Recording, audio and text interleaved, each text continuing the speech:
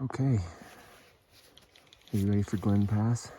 Yeah, it's gonna be easy. Easy it's only money. 2 miles, and we're going up to 10,000 feet, 11,000 feet, 11,000 something. But the comments say that it's a lot easier than Forester, so Not too bad. easy. Easy money. Yep.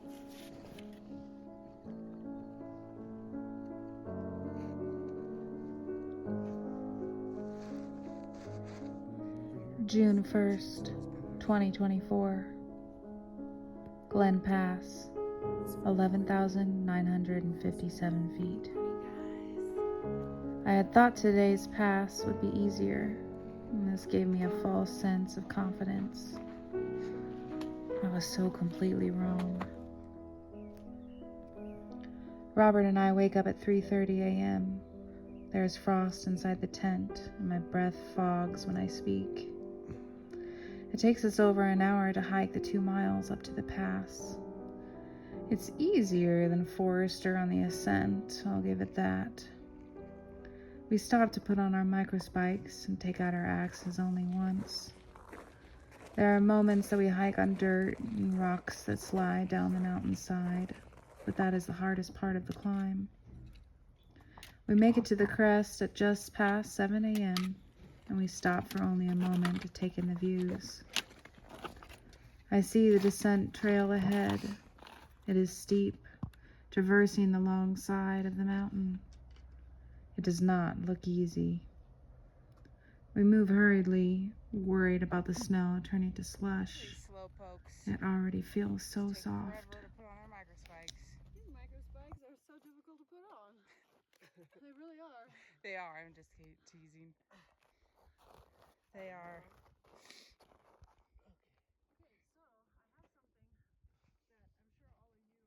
It's time for the ice axes, yo. We put on our spikes and take out our axes before we begin. We follow the boot marks, half frozen in the snow. Most are deep, and this feels easier in a sense. However, as we begin to leave the safety of the rocky crest, the world turns into a steep, snowy slope. There is a sheer drop-off to our left, and I feel the familiar panic begin to rise in me.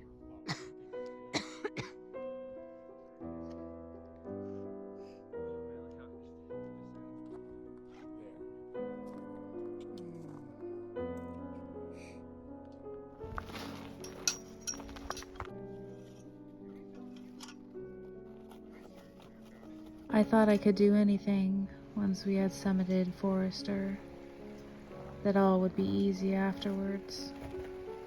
I was so completely wrong.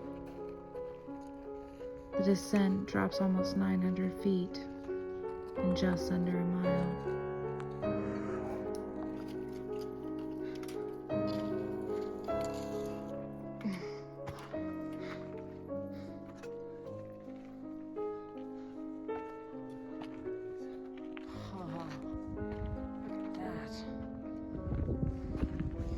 I am sandwiched in the middle of the group so that when I panic and just want to sit down, I can't. I have to keep going. I'm done. I'm going to die. I can't do this. I want to go home. These words race through my mind, but there is absolutely nowhere to go. So I swallow my rising panic and ask the others to hike slower as we begin the long trek down.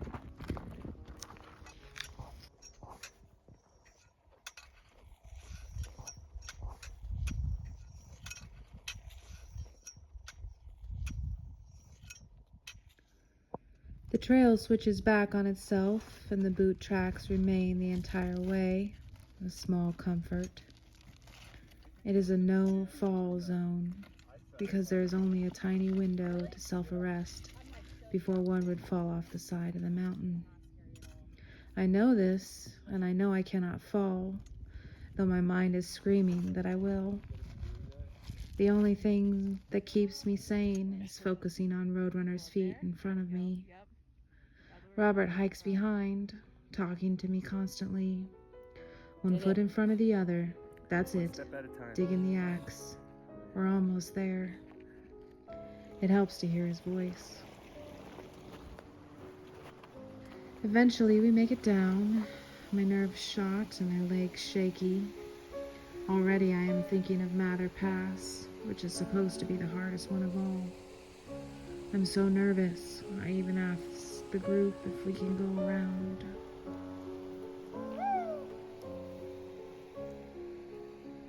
Let's just focus on the next pass, Robert tells me when I bring it up again. The rest of the morning is surprisingly beautiful. My fear of dying this morning makes the rest of the afternoon feel almost dreamlike.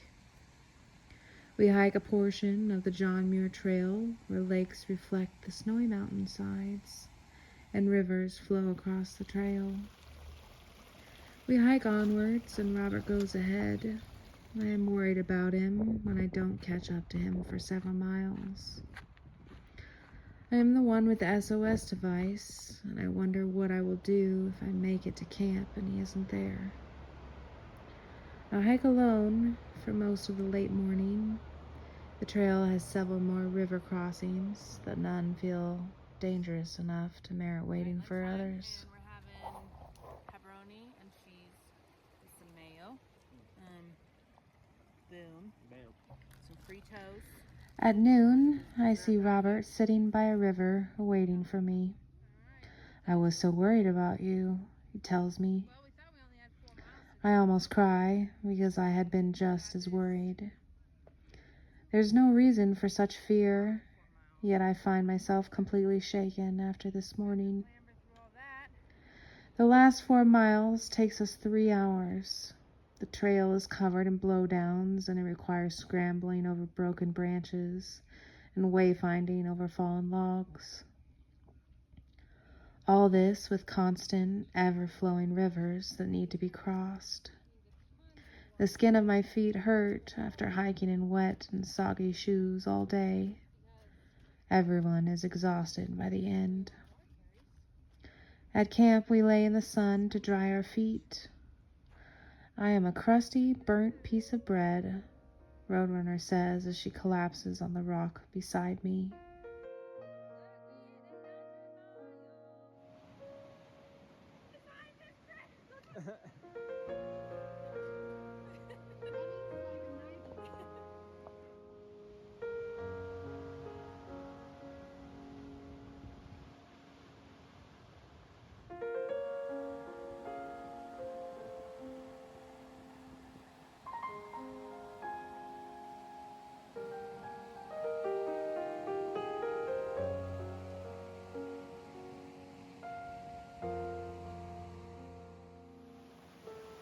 We had decided to cross that river right there.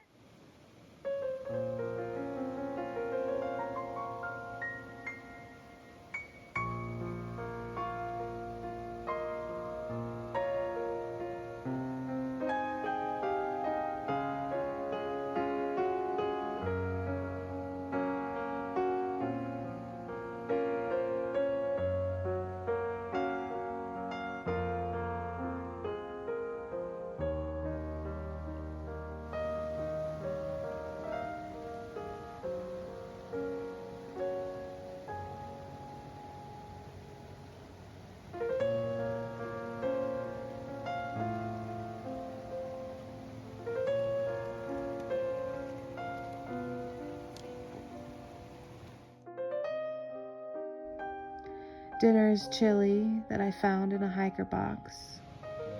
It is so spicy, we eat half of our bag of Fritos to counteract the heat. When we are this tired, it feels like chores are never ending. We walk down the hill to brush our teeth and wash our face and hands before packing up our bear canisters. In the tent, we work, though both of us are exhausted. My confidence is shattered. Even though I have completed 2 passes, I wonder how I will be able to hike Mather.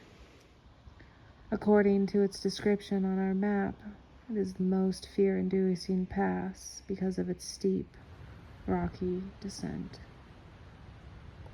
We don't have a weather person We don't have a what? A weather bruise. Oh. Bruised my butt glissading today. What would you think about that, Booge? It was awesome. Awesome. Beautiful.